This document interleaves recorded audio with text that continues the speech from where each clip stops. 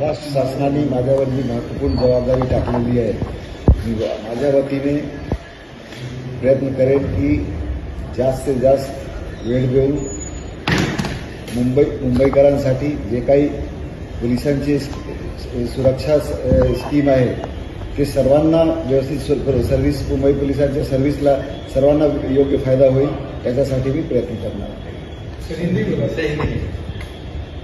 महाराष्ट्र शासन ने मुझ पर जो महत्वपूर्ण जवाबदारी डाली है, मैं कोशिश करूंगा कि अपने अथक प्रयास से जो भी मुंबईकर के लिए संभव है वो प्रयत्न करूंगा और कोशिश करूंगा कि पुलिस की जो सर्विस है, जो लास्ट मैन स्टैंडिंग मुंबई शहर में है, वहां तक पुलिस की सर्विस पहुंचे और इसमें जहां भी गैप है उसको हम टेक्नोलॉजी के द्वारा दूर कर सके, यही मेरा प्रयास है. मुंबई सिक्योरिटी के लिए क्या मेजर्स स्टेप लेंगे आप? जैसे पहलगाम अटैक हो गया, उसके बाद से मुंबई की जो सिक्योरिटी का मामला है उसके लिए क्या करेंगे आप?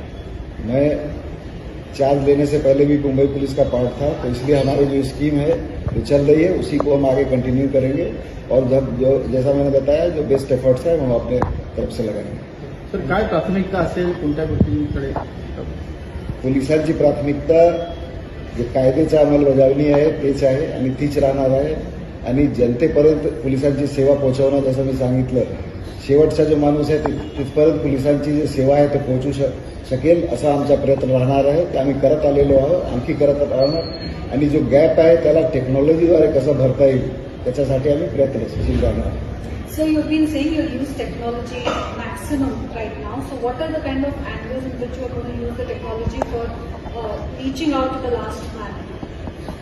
That's what I said कि whatever police services, the security net we provide to Mumbaikars, we will like to reach to the last man standing on the ground, and wherever there are gaps, we will try to fill it with the technology, implementation, full-scale technology into all our processes and systems.